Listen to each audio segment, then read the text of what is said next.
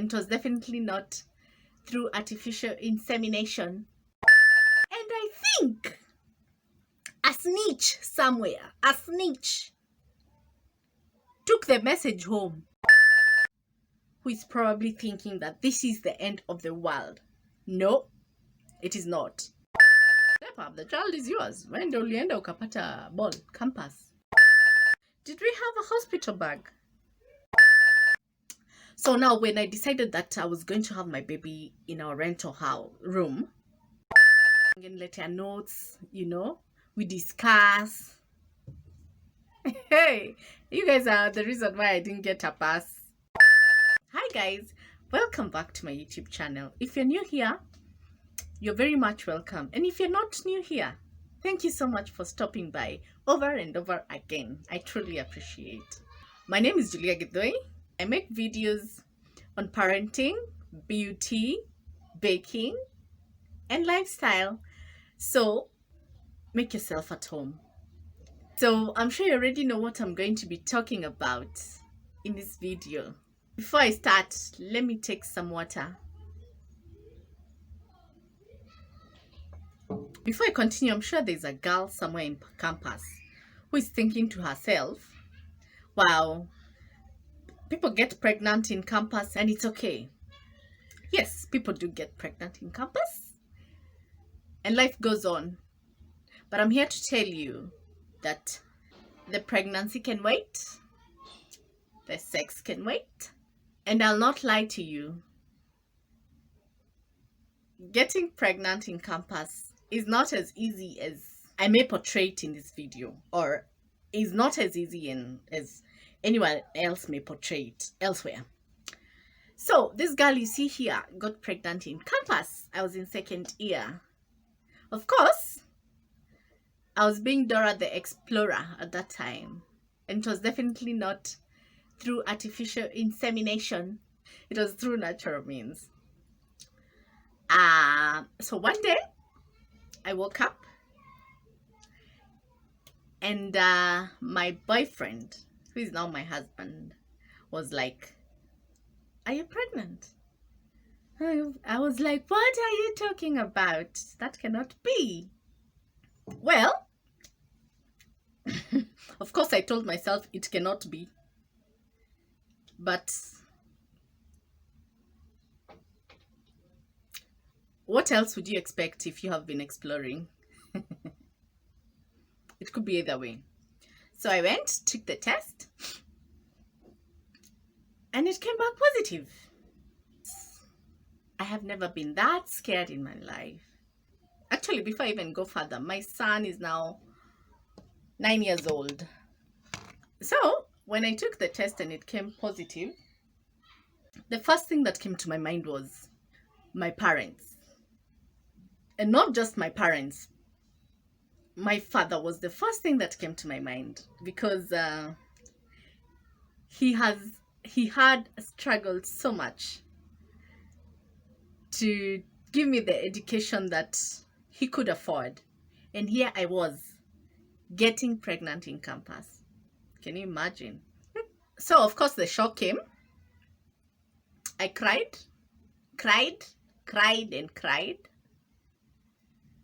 But I think for me the turning point was the words that my boyfriend told me at that time. Immediately I took the tests. Now after the crying, he told me, Julia, I want you to keep that child. And there's no need of me lying or pretending that the fact that I was in campus, of course I could have gotten away with it. And I'm sure you all know what I'm trying to talk about. And it is not like that wasn't on my mind, that option of doing away with my child. It is not like it was not on my mind. It was on my mind.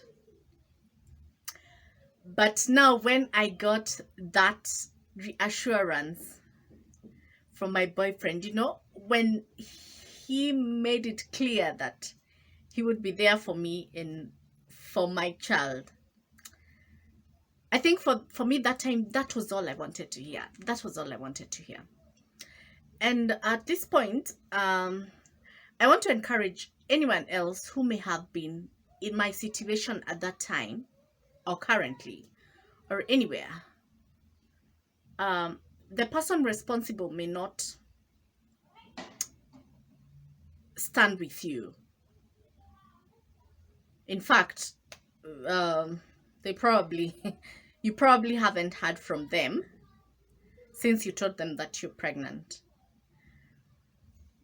But I can assure you it gets easier with time. Because like right now I sit back and I remember those days and I ask myself, just what if I had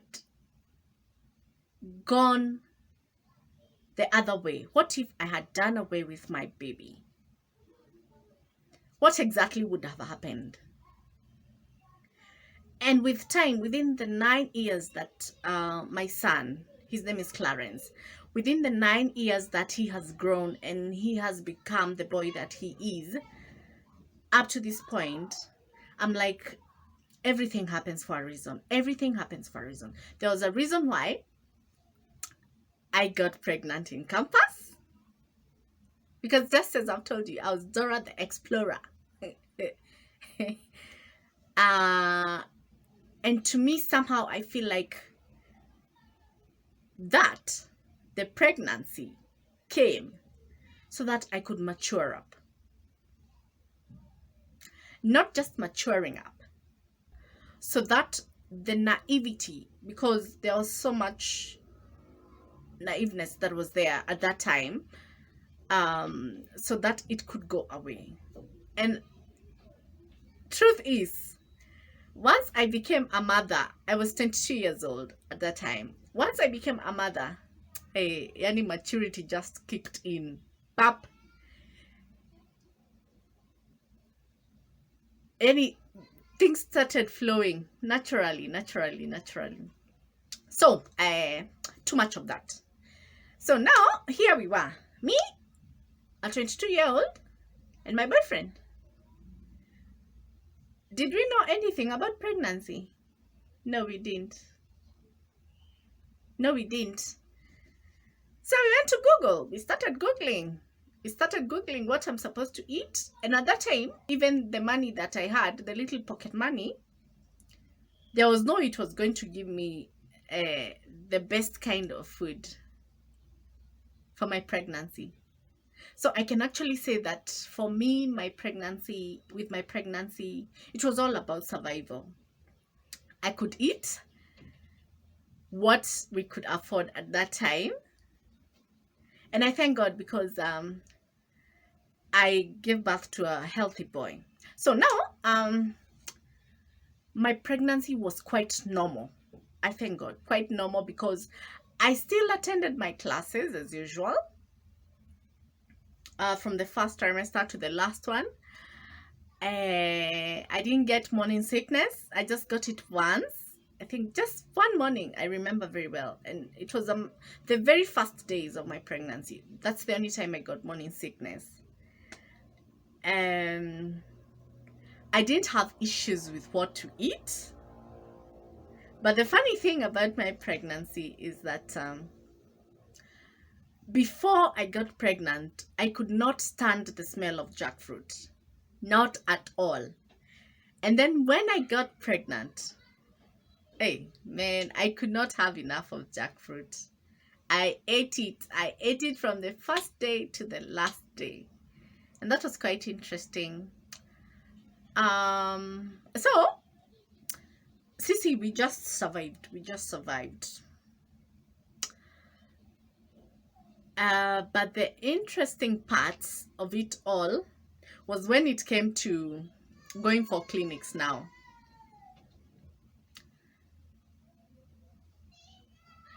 We are students. We don't have money. Of course, we had to look for a cheap way. In fact, we had to look for a free way of going for clinic. So, Just so you know, I went to school in Uganda. So I was in a foreign country. And mostly in Uganda, they speak Luganda, which was a language that I didn't know. I just knew the simple Luganda, the greetings, just the simple Luganda. So me and my boyfriend, we decided to go to one of the public hospitals there for clinic. And by the way, when I realized I was pregnant, hey, I wasn't going to tell my parents. I was not. I was like, now here, it's me and my survival. I have to find a way to survive because there was no way I was going to let my parents down. And by letting them down, I know for the judges out there who are now like, letting them down, you had already let them down. Yeah, I know.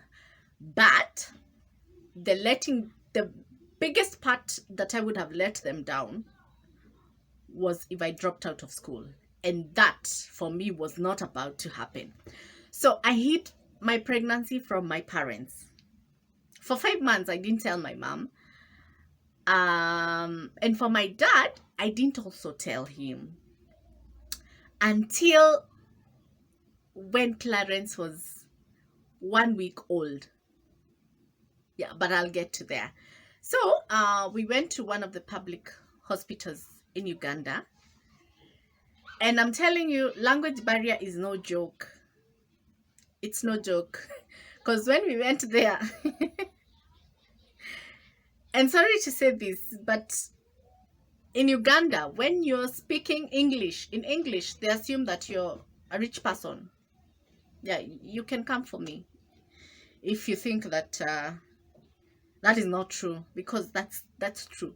You go to the market and you're speaking English, they assume that you're rich. How typical. So going to the public hospital was a challenge because we could barely understand what the nurses there were saying.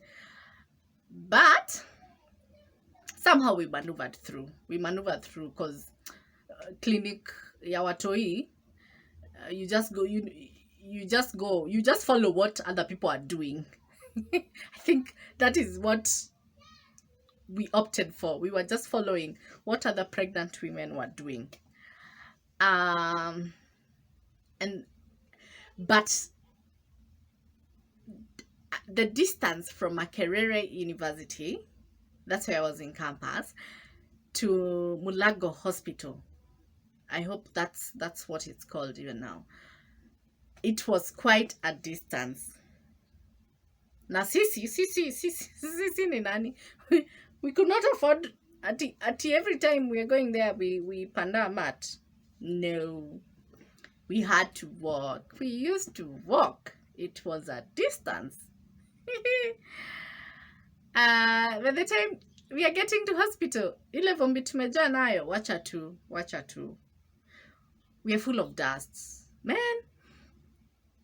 But anyway, we had to go through that. I had to go through that. Let me stop saying we, because yeah, I had to go through that. So I went for clinics there. I think I must have started going for clinic when I was 5 months pregnant. I don't remember very well. Until the last month now.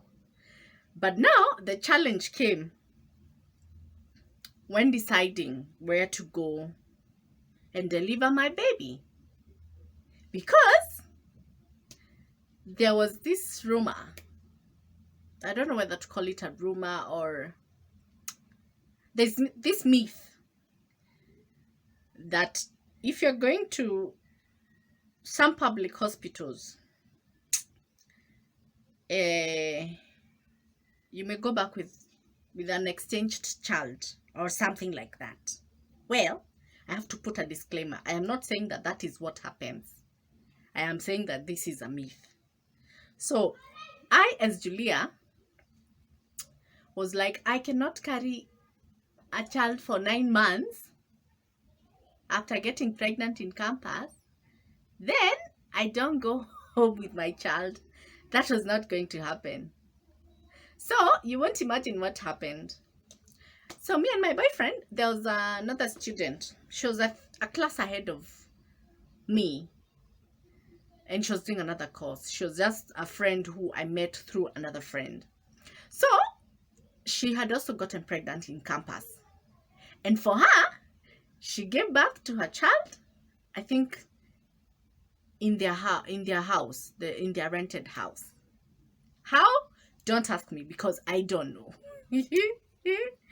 So when that friend of mine told me that that lady had given birth in that manner, I was like, see, I can talk to her and hear if she can also help me deliver in our rented house. My friend, that was the first thing that came to our minds, that I was not going to hospital. Dumb, right? Very dumb. And the lady was like, yeah, no problem, I can do that. Luckily now, after I finally told my mom, she was very supportive, very, very supportive. I thank God for her, because besides the support that I got from my boyfriend, Yani, at her, I never have words to say, because the moral support that he gave me, it made my journey so smooth. And not just my boyfriend, I had a girl gang. Eh? You ladies, I hope you're watching. I can't mention all of you. Maybe I can mention a few. Grace, Jennifer, Mercy, Anne, Rispa, Wiki, any my classmates and my friends. Kate, you guys made that journey very easy for me. Because when I couldn't do much, you guys were there. Yani, wacha tulili, you guys were there. So that support, the support of my classmates, my friends, my boyfriend, and my mom, it gave me a smooth pregnancy. Yeah. In fact, I just want to encourage, at this point, let me encourage any girl out there who is probably thinking that this is the end of the world. No, it is not. Kindly erase that from your mind, because it is not the end of the world. In fact, it's just the beginning of a journey ahead, which one day you'll come to realize that it was all worth it. It was all worth it. So now when I decided that I was going to have my baby in our rental house room, I told that to my mother, and she was like, what are you talking about? What are you talking about? That is not going to happen. No way. And I thank God, because maze, hey, delivery of a child is no joke. It is no joke. So eventually, my boyfriend and I went looking for a place where we could deliver our child. And we didn't want to go to these big hospitals. We wanted somewhere where we could all, we could all see what was going on. Yeah. And we found a small medical center, and that place. I'll not go into details, but I'm telling you, for me and my pregnancy and my delivery, it's just God. It's just God.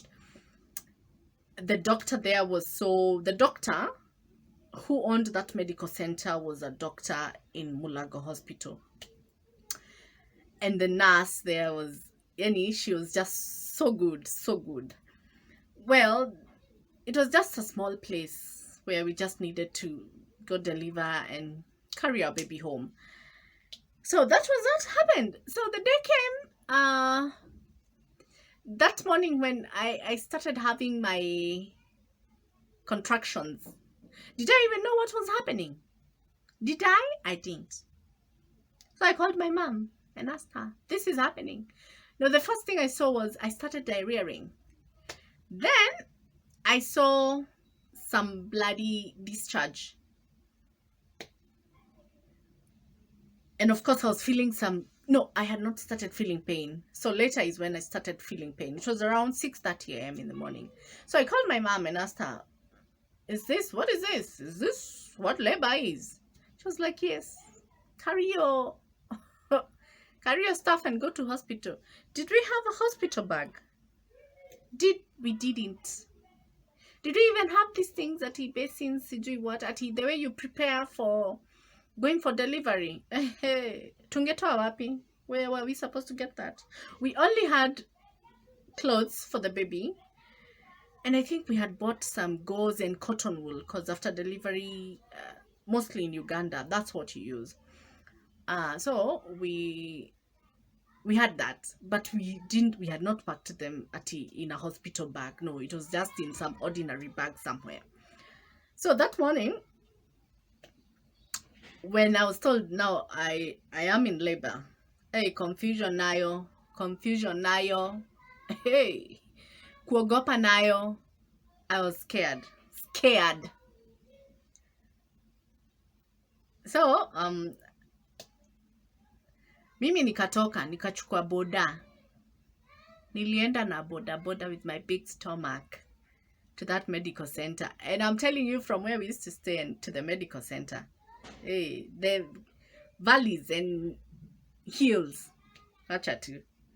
But I thank God that I got there well. And I labored for 12 hours.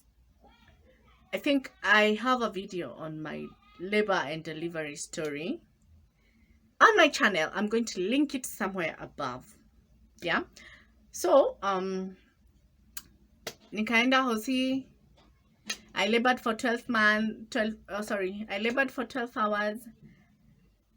Nikapewa, I was told to take a strong tea, yani majani with very conk sugar, so that it can trigger,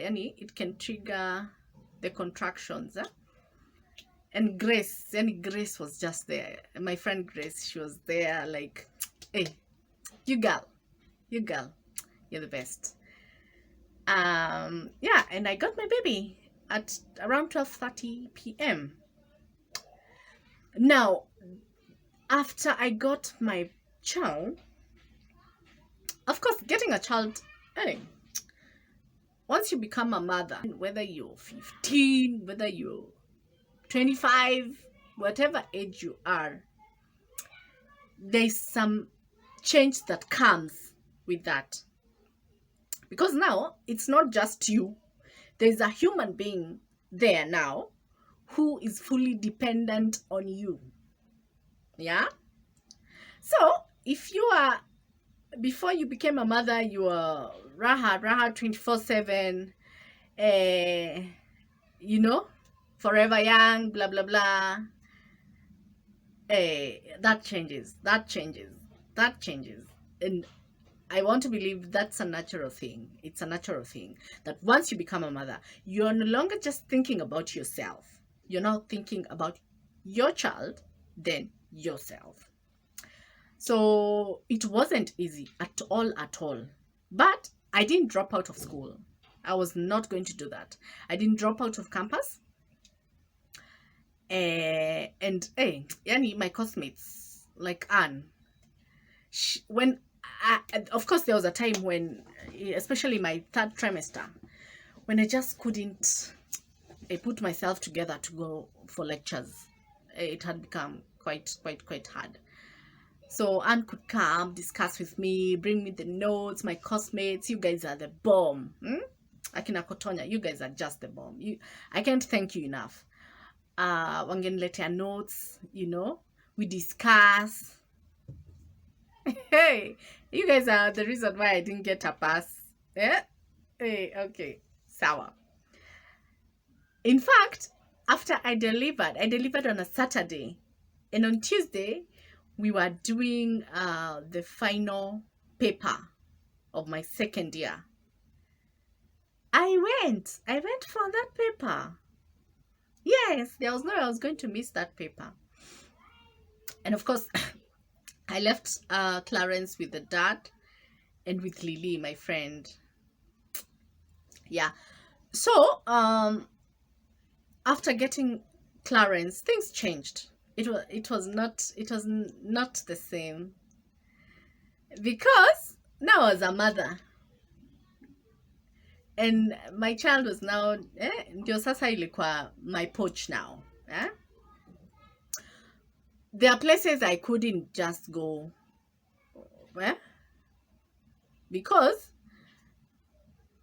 motherhood ilikuwa imeingia.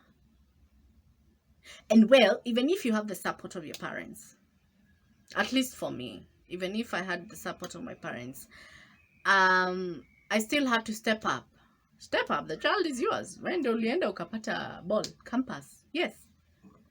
So, step up na ule mtoto wako. And I thank God that in as much as my parents gave me that support that I needed at that time, they let me be the mother that I am today. Yeah. And I'm so grateful for that. So I told you I didn't tell my dad. Father alijua 1 week before I went home. Now I stayed in Uganda for a whole year. I had to lie. Mungu tu anisamehe, but I had to lie to my dad because I could not give him that disappointment. Ati your daughter is in Uganda and she's pregnant. Huh? No, that was not going to happen. But when I was 7 months pregnant, one morning I got a call from my dad. Saizo nilikuwa nimekaa UG, hiyo time yote namwambia tuko na recess. He called me one day. Akaniuliza, is everything okay? Come in, yes, everything's okay. What are you talking about? Akaniambia, I hope you're not lying to me, because when I realized that you're lying to me, nitakuwa disappointed. Akaniambia, no, why would I lie to you? I'm not lying to you. And I think a snitch somewhere, took the message home that your daughter is pregnant in Uganda. That snitch. So, yeah, of course I could not admit. So now, 1 week before I went home, nikamwambia mother, now it's time to tell my dad before I got home. So that akuwa ameabsorb your shock. Akuwa ameabsorb your shock.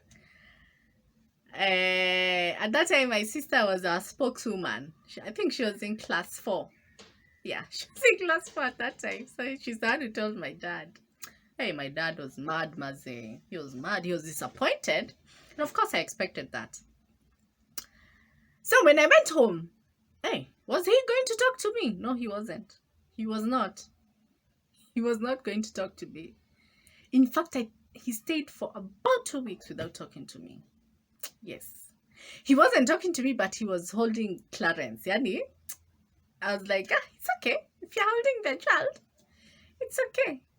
But, hey, the way my dad loved Clarence up to his passing on, ndio nikasema there was a reason why I got pregnant in campus. Because, again, we don't have a son. We are only 2 girls. Yeah? So, me bringing a son before my father's passing on, it was all God's plan, by the way. And that was it. But now, once I cleared campus, she had already become a mother. It was not easy to transition between leaving campus and now getting into the career life. It was quite hard. That was the most challenging part of my life, because it was at that point that I actually eventually got postpartum depression. It was hell. It was hectic. It was hell, man. But I made it through, and here I am. Yeah. So as I conclude, there's probably a girl out there who has gotten pregnant in college, in campus. I don't encourage it, because sex can wait. If that guy won't wait for you, he's not worth it. He isn't worth it. it's not the end of the world.